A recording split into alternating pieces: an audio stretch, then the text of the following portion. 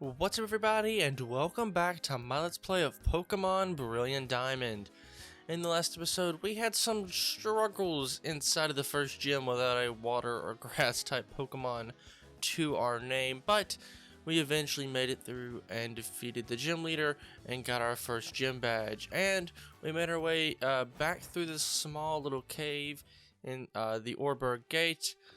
Before making our way back outside after taking a quick detour to the north there, back to Route 203, in which, there are a couple of more Pokemon that I do believe that we can collect if we continue to run around on this route. And we got another Abra. These are like one of the rarest Pokemon that you can find on this route. I believe it's like only in this route, at least for a while, and it's like less than 1% chance that you find one of those guys.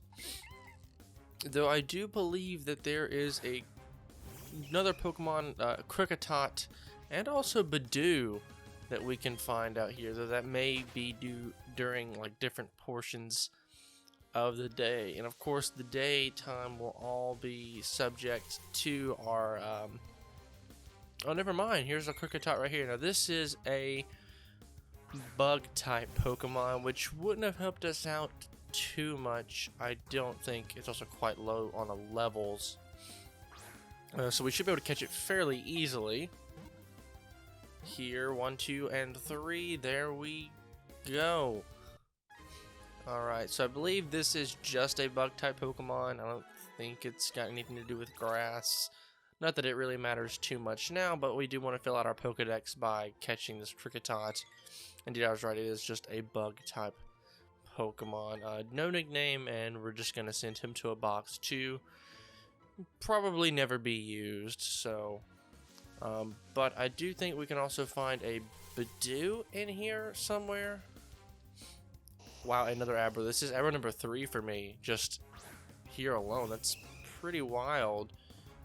He's probably only going to have teleport like the rest of the Abras that we have. They all just know teleport. But anyway, if you see a ledge like that, you can jump down from like, if you see the top of this this ledge, it's like a dark green grass. From there you can jump down, but you can't climb back up. And how did I run into a Pokemon almost immediately? And yeah, Zubats can only be found at night around here. And of course, all these episodes, though, or at least most of them, will be occurring at night, as you can see based on the sky behind me. While we're running around through these areas, like during the battles, you can see that it's nighttime. And even in the cities, you'll show the lights and such.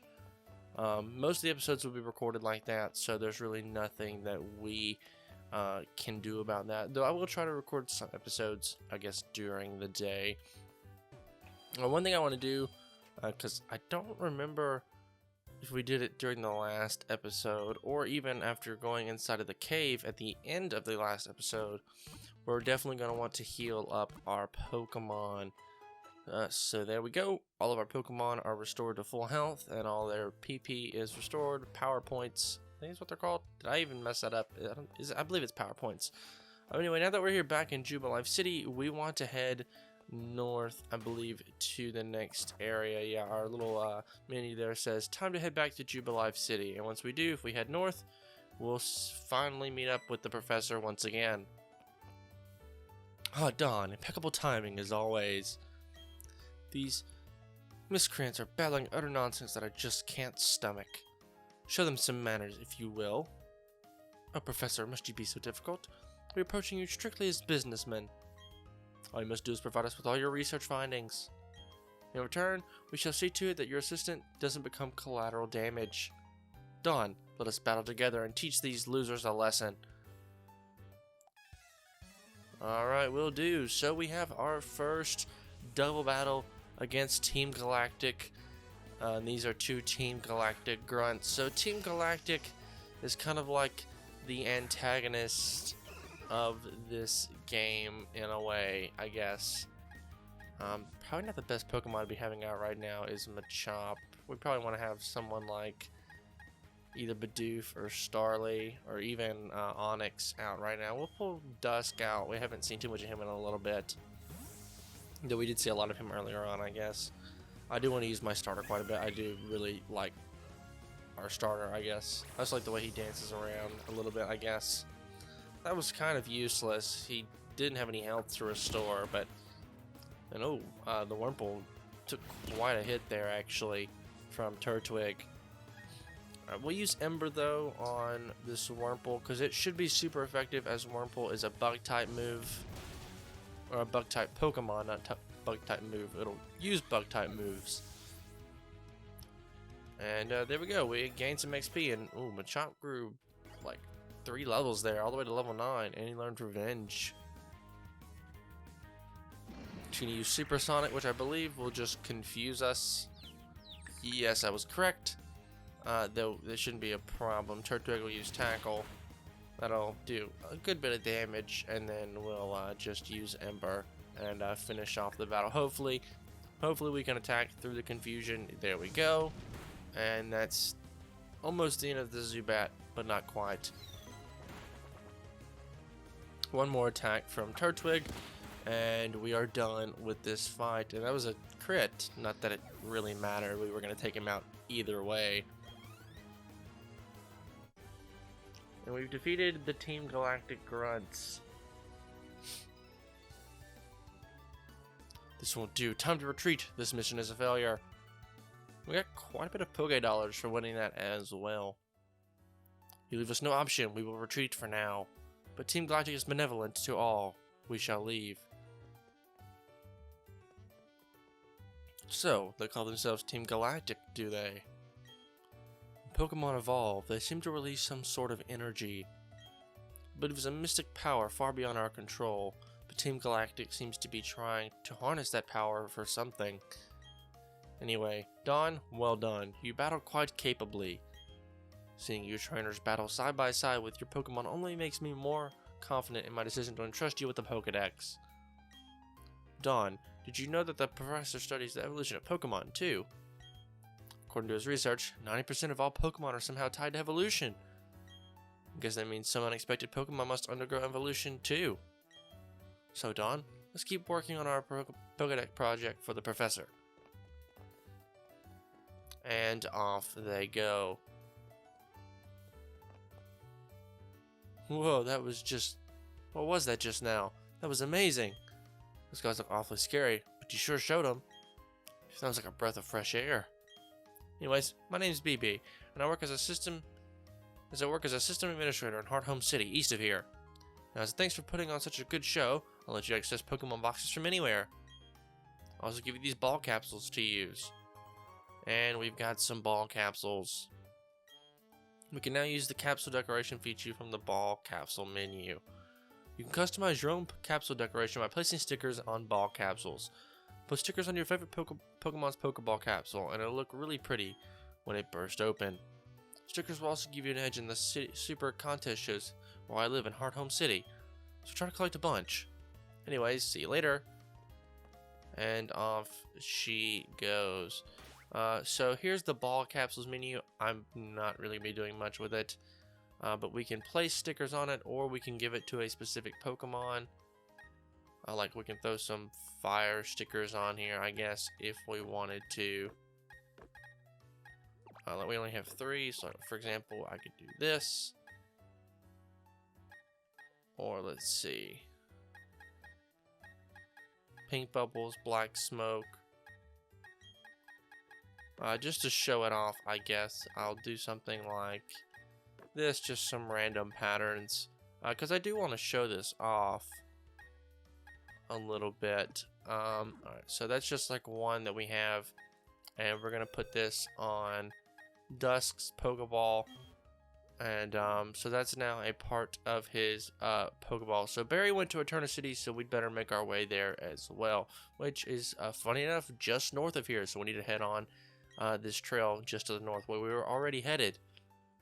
And you can see next to Dusk there, he has a little icon next to his icon in the left of his little area there that shows what Pokemon I guess he is.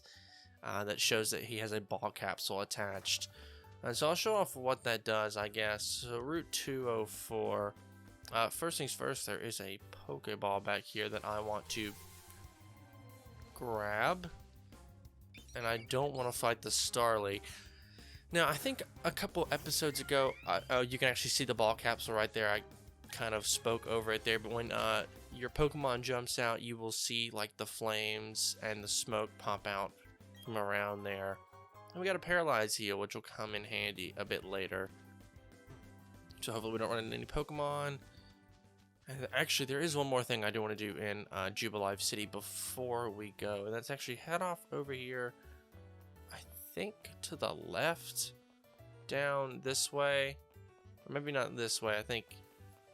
Oh no, we aren't stopped by that lady. Worldwide Pokemon Trading. No, what is this over here? I actually haven't seen this.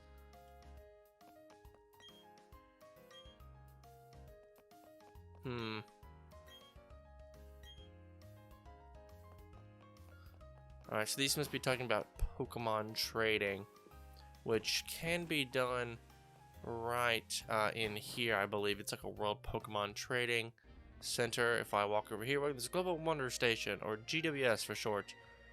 So we can customize our personal globe by making wonder trades in the GWS. We enable the trading of Pokemon with trainers worldwide over the internet. So we could sit here and use the GWS and connect to the internet, but I won't be doing that. I just wanted to show this area off as something that we can do. Alright, though if we do head up here to the left, which is actually where I wanted to go, I believe we can walk in here, and if we talk to this guy right here, yes sir, an old rod is a good thing. You think so too, am I right? Yeah, yes, good answer. We can be friends. Here you go, that's my old rod. And we've obtained, well, the old rod. And we should fish wherever there is a body of water. And by the way, do you need any tips on using that fishing rod? No, I don't. I do know. The first hurdle when you're fishing for Pokemon is getting a bite. Then you've got to battle the Pokemon after you reel it in. So fishing gives you twice as much fun. And we can exit out here just to show that off real quick. This is Route 218, somewhere we won't be for quite some time. But if I head into my bag over here, into the key items pocket, I can hit old rod, register this item to the left stick. We'll just go to the left right there. And so now if we hit the plus or minus button, does it. Considering it's the only item in our that we've registered so far, that's going to be totally fine. And so that time we didn't get a nibble. But if we had more than one item inside of our little thing there, we would be able to select which item we would use while we registered. And once you see that exclamation point, I think you're going to want to press the either A or B if you even get a nibble. I don't remember exactly how this works now that I think about it. We're just going to keep trying for just a little bit just to see kind of what happens here. Alright, no nibbles there. We'll try this again. We'll come up here maybe, see if we can get some better luck. Alright, no nibble there. Maybe try on this side of the dock. So just like a real fisherman, can't get a bite on one side, we're going to go to the other. You press A, and we've landed a Pokemon, and we've reeled it in. And more than likely, when you do this, it's going to be a Magikarp. Now, this can be useful. Let's say, for example, if you want the evolution of a Magikarp, which is a Gyarados. Now, personally, I'm not going to use Gyarados because I feel like I use Gyarados way too much. I think every playthrough I've ever done of Pokemon, I've used a Gyarados at some point. I mean, it is a pretty good Pokemon, I'll say. It's a pretty good water type, but I want to try to use some different Pokemon that I'm not used to using in this playthrough. But Magikarp is it's said to be the world's weakest Pokemon, and no one knows how it's managed to survive. And I'll go ahead and tell you, Magikarp will not have any moves other than like Flail, in which it does no damage and it's just a waste of a turn, really. It just flops around aimlessly, I think is the description when you select the move in battle. Now, I don't really have any interest in showing that off either, though, so we're just going to head on, and now we will officially start our journey on Route 204 to Eterna City, and hopefully we can avoid some of these trainers. I think I'm just going to start avoiding most of the trainers because you really don't have to fight any, if all of the trainers, because you'll kind of, unless they're like required to get through, the trainers that you can like avoid by just simply running past, you're just going to do so anyway, more than likely. But we did get TM39, which is Rock Tomb. We've placed that in our bag, and we will be able to add that to one of our Pokemon if we want, but I'll ignore it for now. If we continue this way, we'll avoid this kid and just run around him. No, I do not think this lady is avoidable at all. Yeah, so this is a required battle. And so, like, of course, all these battles I will just fight as normal because we obviously can't avoid them, and we can't run from them as well. Alright, so we've seen Badoo twice from a Pokemon trainer, I guess you could say. They're not really trainers. A lot of them are just more or less just random people who want to have a Pokemon battle. But we haven't been able to catch one so far. We haven't run into a wild one up until this point. But we are leveling up our Pokemon quite a bit. We're already like level 13. I do believe the next Pokemon gym, one, it's a grass type, so with our fire type Dusk here, we will obviously breeze right through that gym. But as well, I think the max level for her Pokemon is like, I think level 22 or 24 or something around there. Though we should definitely make it to that point before we get to the next gym, because we still have quite a ways to go. We have a good bit of running to go. If I show you guys on our map, we are currently here, and here is Eterna City. So we've got all this area to go. We got Route 205, Eterna Forest, and we've got to make it through Floroma Town. And there's something off to the side here, Valley Windworks. We'll have to probably visit there as well, all before we ever make our way to Eterna City. And of course, here is another required battle, and this is a double battle in which we'll have two trainers against one, which seems kind of unfair. But however, we'll throw out two different Pokemon, so we'll throw out the top two in our party, which just so happens to be Dusk and Shinx. And Shinx has got Intimidate, which will lower the attack of the opposing Pokemon. And this is also a moment in time where Pokemon that have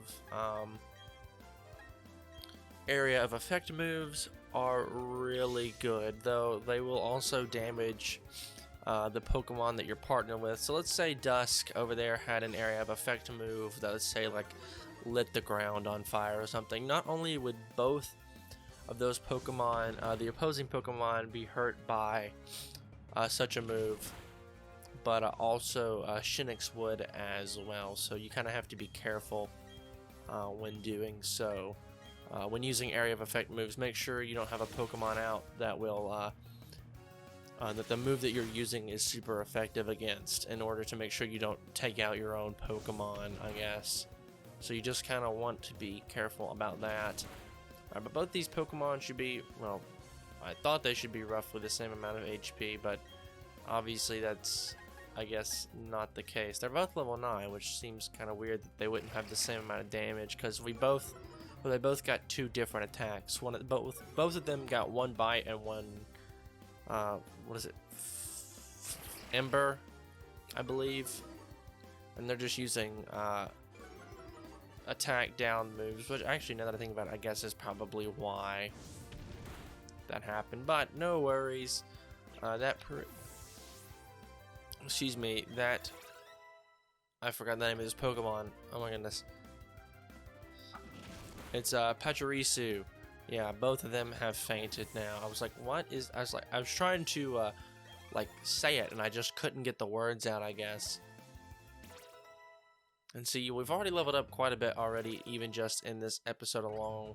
Machop has gone from like level, I want to say it's like level 8, I think, already up to like level 11, and we'll probably hit level 12 before we even get to Floroma Town.